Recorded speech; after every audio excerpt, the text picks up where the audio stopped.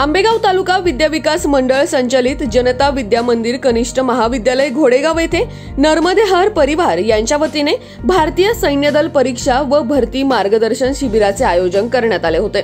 यावेळी मेजर संकेत आप्पासाहेब पवार व घोडेगाव पोलीस स्टेशनचे कर्तव्यदक्ष सहाय्यक पोलीस निरीक्षक किरण भालेकर यांचे उत्कृष्ट असे व्याख्यान संपन्न झाले। सदर व्याख्यानमालेचे उद्घाटन एपीआय किरण भालेकर यांनी केले, तर कार्यक्रमाचे अध्यक्षस्थान आंबेगाव तालुका विद्या विकास मंडळाचे उपाध्यक्ष प्रसिद्ध उद्योजक श्यामशेठ होनराव यांनी भूषवले। तर प्रमुख उपस्थितीमध्ये संस्थेचे सल्लागार ॲडव्होकेट महेश काळे आणि नरेंद्र काळे हे होते।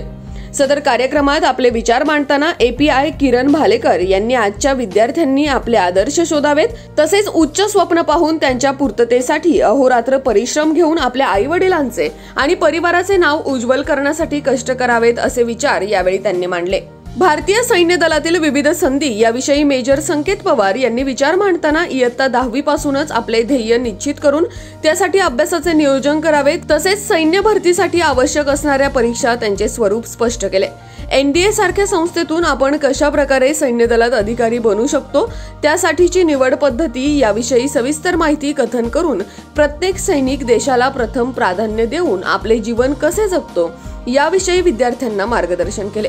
सदर कार्यक्रमाचे सूत्रसंचालन शीतल पवार यांनी केले। प्रास्ताविक पांडुरंग फलके यांनी तर आभार उपप्राचार्य धनंजय पादकर यांनी व्यक्त केले। कार्यक्रमास प्राचार्य अविनाश काळंबे, नर्मदे हर ग्रुपचे संस्थापक अध्यक्ष विनोद काळे, प्राचार्य डॉक्टर आप्पासाहेब पवार, योगेश पवार, यशवंत राऊळ आणि शिक्षक वृंद तसेच विद्यार्थी उपस्थित होते।